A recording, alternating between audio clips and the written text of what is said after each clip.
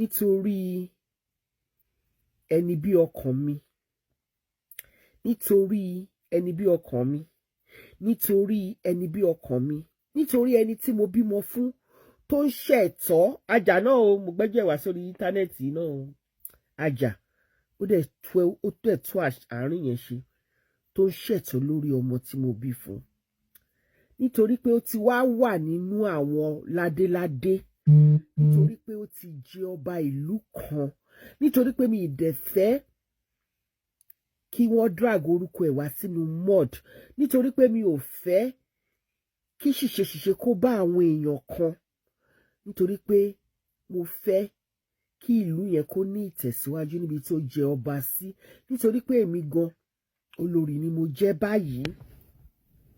Nítorí náà ẹ lè rí mi àṣẹ ni láti ọ̀dọ̀ ọba, àṣẹ láti ọ̀dọ̀ ọba ọlọ́jàdá of Oda land of Oda kingdom in Ondo state pé mi ò gbọdọ̀ ṣe sága mọ́.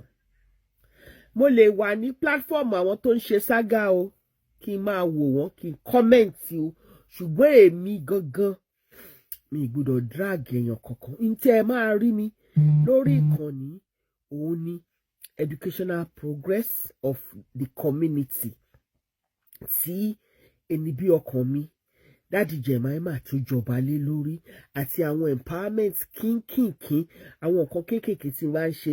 Mo lè sọ̀rọ̀ ń pa ara mi, mo lè wá sọ̀rọ̀ ń pa ara mi, ṣùgbọ́n pé ìgbà yẹn ni èèyàn kan bú mi mo wá ń dá lóhùn ìgbà kan, no. Àwa náà a ti kúrò ní public figure, a ti di ẹni tó ń darí ìlú, you know. And Oda kingdom, Oda land is not a small land. Àwọn baálẹ̀ kan wà ní under Oda land gan, wọ́n lé ní 15 tí Daddy Jemima tí ó jẹ ọba lé lórí. Olúbùkọ́lá Jennifer Ogunlóye, thank you very much. Nítorí náà ni pé mi ò ní fẹ́ fi ojú ọba aládé, olórí ládéládé in Oda kingdom, mi ò ní fẹ́ fojú ẹ̀ gbolẹ̀. Mo tútù sọ, olórí ládéládé òun ni bàbá Jemima in Oda kingdom. Ó ti jẹ ọba, ó ti gba ọ̀pá àṣẹ, ó ti di ọba gidi, kò ń ṣe ọba elect mọ́, ó ti di ọba. Tó bá di April next year, nítorí gbogbo awuyewuye tó ń lọ nílẹ̀, gbogbo àwọn nǹkan tó ń ṣẹlẹ̀ ńsìn àti àwọn bandits àti gbogbo nǹkan tó ń ṣẹlẹ̀ ni ò jẹ́ ká ṣe coronation yẹn. But lágbára Ọlọ́run, April ló ti jẹ ọba, so tó bá di April next year will be his own first coronation ceremony. Á dẹ̀ fi àwọn èèyàn púpọ̀ á fi wọ́n joyè, and that is when we are going to celebrate. We're going to do it in a big way. So nísìn wọ́n ti jọba kábíyèsí aláyélúwà igbákejì òrìṣà ti Oda kingdom, olórí aládé gbogbo in Oda kingdom, kábíyèsí Olúgbénga Louis Àlùkò. Ó paláṣẹ fún mi ni, kò dá lábàá pé mi ò gbọdọ̀ ṣe tágà mọ́. Lẹ́yìn òní bí mo ṣe ń gbé live chat sílẹ̀, kẹ́ bẹ̀rẹ̀ sí ní bú mi. Kò sẹ́ni tẹ́ máa bú, tí máa gbèjà. Empowerment and educational show ni mo máa ṣe. There need time because there are so many things náà tí a lè ṣe. Àwa olórí méjèèjì, first olórí, èmi ní second olórí. First olórí, Mọ́mì Túndé, Amẹ́ríkà ni wọ́n wà pẹ̀lú kábíyèsí. Èmi náà, Mọ́mì Jemima, mo wà ní UK bíbà. Àwa mẹ́tẹ̀ẹ̀ta tá wà nílùú òyìnbó, a gbọ́dọ̀ wà nílùú yẹn kó má rí impact wa níbẹ̀. Thank you, Ọpẹ́yẹmí Ródòyè. Torí náà ni pé impact ìlú, nǹkan tá bá ṣe sílùú, nǹkan tá bá ṣe síbòmíì, bóyá mo ń kọ́lé ni mo lè show yín nílé mi àbí nǹkan kan.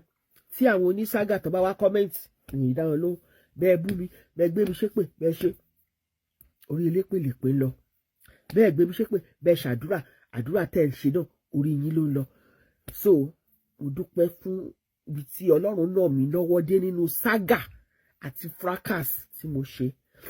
Kábíyèsí Aláyélúwà Olúgbénga Louis Àlùkò tí wọ́n jẹ́ olórí ọba gbogbo ládéládé in Ọ̀dà Kingdom, wọ́n ti pa láṣẹ fún mi, kò dá lábàá pé kí n wo ọlá gbogbo ìlú tóun ṣe olórí lórí, kí n wo ọlá ọmọ tó wà láàrin wa, kí n wo ọlá Ọlọ́run tó mú wa wà láyé tó wà láàyè. Ó dẹ̀ wo náà kò sẹ́ni tí mò ń bá jà. Yínká TNT òun ni ó bá ti kúrò bẹ́ẹ̀, òun ló gbé mi tó gbé mi hánu, tèmi náà dẹ̀ gbé hánu padà, mo jùlẹ̀. Olójú dúdú anybody mo jù wọ́n lẹ̀. Àjíkẹ́ Ọ̀kín, how are you? Olórí gbogbo ládéládé in Ọ̀dà Kingdom, olórí ni mí o, torí náà mo dẹ̀ gbọ́dọ̀ máa hùwà bí olórí tó jẹ́ pé ẹni tó ń tún nǹkan ṣe, ẹni tó ń túlù ṣe. Àwọn mẹ́tẹ̀ẹ̀ta àti mọ́mí Túndé tọ́jú olórí àgbà, mọ́mí Túndé Agnes Àlùkò tó jẹ́ olórí àgbà, àti èmi Adébímpé Aláṣọ Àdúrà tí mo jẹ́ mọ́mí Jẹ̀máímà tá a wà ń lo òyìnbó. A gbọ́dọ̀ lọ sí Ọ̀dà Kingdom ká wá máa ṣe jágbajàgba, ká máa ṣe wọ́nranwọ̀nran, ká máa ṣe jákujàku. tó ẹ̀yin èèyàn wa ti gbá àwọn ọ̀rọ̀ yìí tí màmá Adébímpé Aláṣọ Àdúrà sọ nínú fídíò yìí tí gbogbo wa sì mọ̀ wọ́n sí LIZZY ANJORIN godmother. Kí ni o tiẹ̀ lérò bí wọ́n ti sọ wípé àwọn kò support anybody mọ́ o, àwọn kò sì sí fracas mọ́. Jẹ́rò wípé ọ̀rọ̀ yìí yóò dùn mọ́ arábìnrin LIZZY ANJORIN nínú tàbí kò ní dùn mọ́ nínú tí ẹ bá lérò ẹ̀yin èèyàn wa. Ẹ tẹ̀ sí comment section o. Bẹ́ẹ̀ ni I'm now olórí you are now talking my booty. Ẹ ṣe gan ni gbogbo ẹ̀yin, gbogbo àwọn tó yẹ kó ó ti tọ́dún mẹ́wàá tó ti comment sórí page mi ni mo rí wọn tó ń comment. Ẹ ṣé mo dúpẹ́, nítorí náà ni kò sí ṣíṣe kò sáì ṣe. Orí adé ti gba gbogbo wọ́nranwọ̀nran wàràwàrà jálajàla jèrèjèrè ó ti gbà lọ́wọ́ mi. Mo dẹ̀ láti bu ọ̀wọ̀ fún orí adé.